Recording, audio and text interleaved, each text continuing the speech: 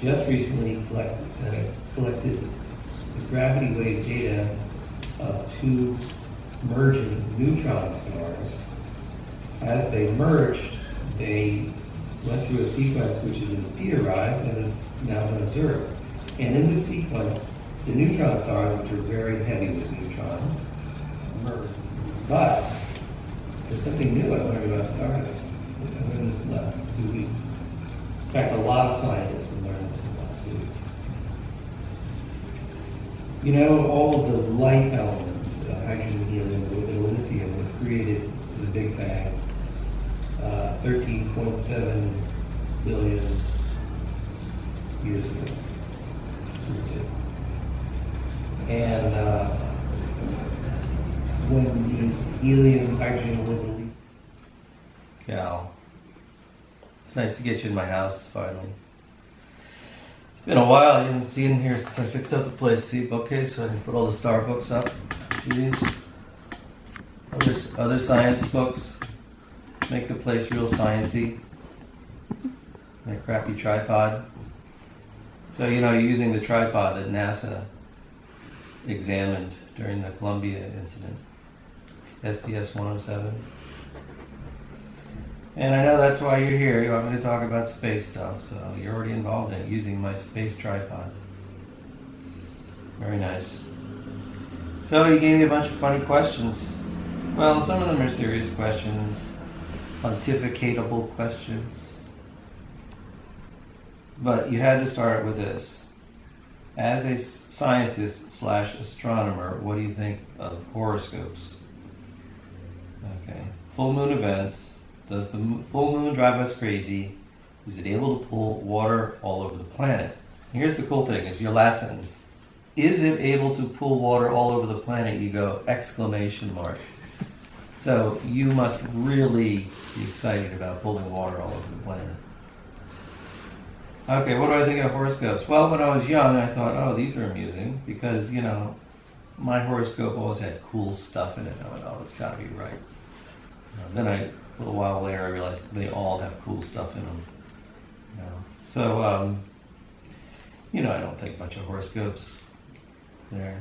I Ching, on the other hand, totally different story. But you didn't ask that. Full moon events. Does the full moon make us crazy? Is it able to pull water all over the planet? No. It pulls water. It pulls water everywhere. It pulls the planet. You know. You ever think about that? Maybe the water's still and the planet moves, and that's what causes the sloshing. Well, the planet's a lot bigger, right? Does it make us crazy? You know that urban myth that hospitals always have the craziest cases come in the emergency room at night of a full moon. Statistically disproven. No, it's just one of those association incidences where people want to make a connection. But no, crazy stuff happens every night of the month. So no, it doesn't seem to do it.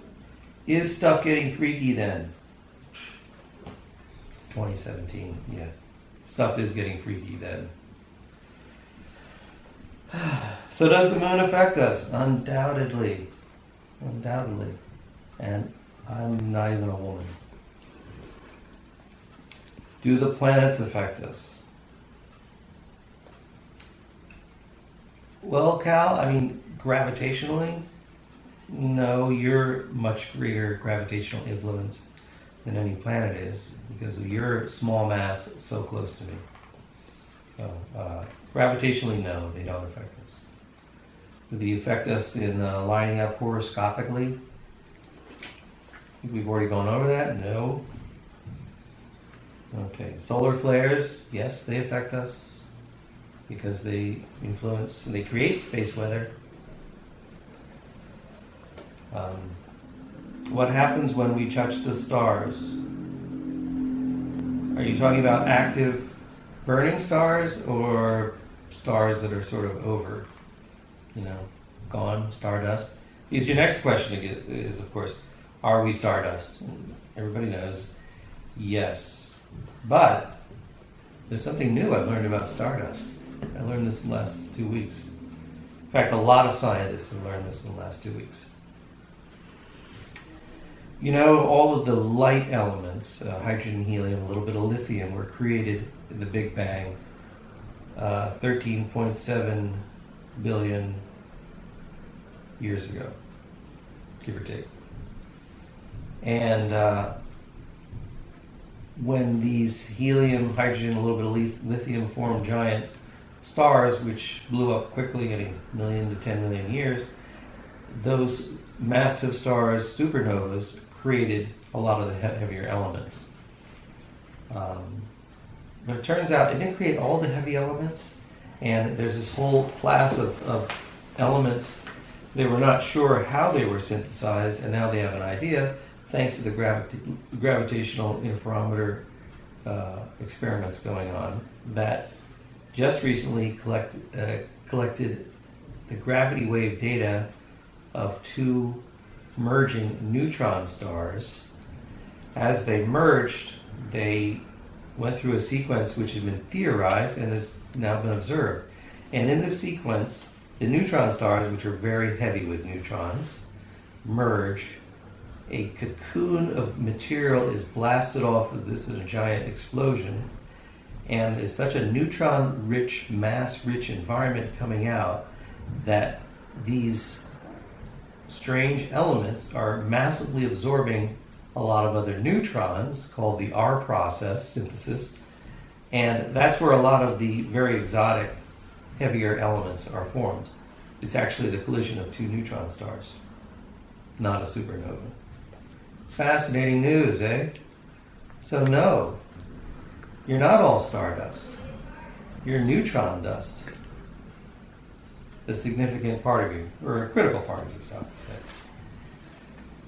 say. Okay. I like this question. This is probably the best question you have. What are we seeing when we look up at the night sky? That's really the best question of all these other stupid ones. Everything you're seeing up there, it's like the nightly news. Here's what I mean. The nightly news, what's it got? Sensational bullshit. Is it stuff that really affects your life? Only if you're the sucker who was in that accident or got shot or knifed that day, which chances are you aren't. So almost nothing there really affects your life. But, bam, it's thrown out there right in front of you like that's the most important thing you should be learning about. It's pretty much how it is when you look at the night sky, too. It's just a nightly newscast. Because all the bright stuff you see are exceptional quirks that don't really, in the big scheme of things, they're not the big news that affects you. Every star, virtually every star you look up at is a supergiant, a red or a blue or something like that. And it's so massive and generates so much light that we see it very clearly. Oh, look at that bright light. There's Sirius and Vega and so many Betelgeuse. All of these stars are remarkable, bright, large exceptions. They're the quirks. They're not what the population of the world is, or the universe out there. They're the oddballs. And they're grabbing all the attention because they're so bright. And they're just drowning out everything else. So that's a good question. Yeah, we're looking at the show-offs, at the exceptions, at the stuff that gets so much attention, makes the constellations we see and help to navigate by. But they're just attention whores. That's what they are. Are we stardust? Answer that question. Who are the aliens? Space dust? Question mark. Gravitational waves? Question mark. Yes.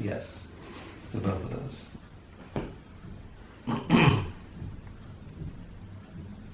Yeah, the gravitational wave thing is it's working better than I ever expected.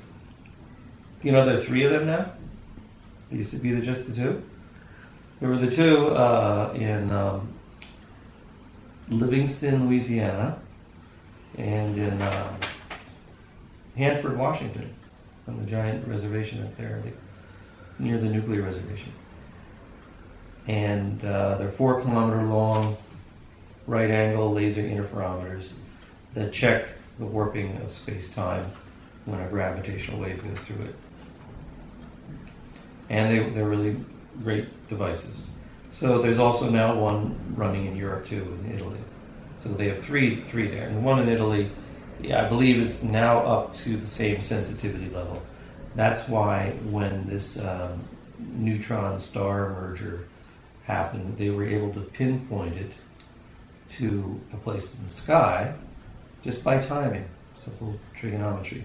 So the timing where it hit Washington State, Louisiana, and Italy, we were able to triangulate to a certain area. And at that point, they were able to activate as many as 60 observatories, many of them optical, to look at a possible electromagnetic spectrum that represented what happened when the two neutron stars combined. And they got it. They found it. It went through an amazing sequence that had been theoretically predicted of how its colors would change in response to the merging. The shape of the wave fit theory with what neutron stars warping space-time would do. It was a winner. It was everything they wanted in one package as far as getting the electromagnetic spectrum with a gravity wave signal. And the shape of it and everything, they just went bang. We know what that is already. It was already sitting there in a theoretical inbox waiting for observation to show up with. So gravity waves, super cool. Space dust, yeah. Space dust, weird. Love it, fine, hooray for space dust. What else can you say about that? Comes in all shapes, sizes, and elements. So, are we stardust? Yes, and dust. Who are the aliens? Man, I don't know if we want to know the answer to that. What was your favorite alien movie? And don't say alien. Are they going to be face huggers? Are they going to be bacteria, like bacteria vulnerable, like Martians were in War of the Worlds? Yeah, all of these.